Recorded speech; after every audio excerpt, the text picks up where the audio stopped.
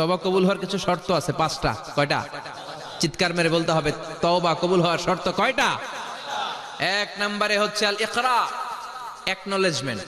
You have to give the acknowledgement that you are the greatest sinner on earth. আপনাকে ঘোষণা দিতে হবে যে আপনি এই পৃথিবীর সবচেয়ে বড় পাপী। 1 নম্বর শর্ত, আপনি বলেন যে আল্লাহ, আমার চেয়ে বড় পাপী নাই, আকাশের নিচে জমিনের উপরে আমি সবচেয়ে বড় পাপী, এমন কোন পাপ নাই যেটা আমি করি নাই, ঠিক কিনা? 2 নম্বরে আন-নাদাম, নাদাম মানে repentance. You have to be repentant for what you have done. আপনাকে অনুতপ্ত হতে হবে, চোখের পানি ছাড়তে হবে।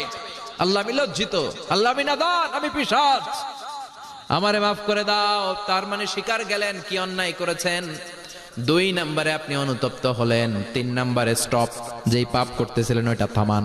Stop what you have done, যেটা করতেছিলেন আগে থামান।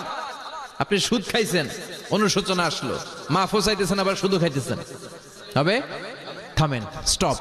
3টা গেল। 4 number, to hate what you have done, ঘৃণা করতে হবে, যে পাপটা করেছেন মন থেকে ওই পাপটাকে ঘৃণা করতে হবে। 5 নাম্বার শর্ত হচ্ছে to determine that you never repeat this sin again in your life.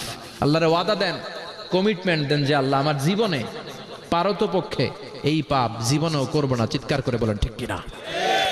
এই 5টা শর্তের আলোকে তওবা করলে জীবনের সব গুনাহ মাফ করে দিবে কে? এজন্য আল্লাহ বললেন, ইয়া আইয়ুহাল্লাযীনা আমানু তুবু ইলাল্লাহি তাওবাতান নাসুহা। তওবার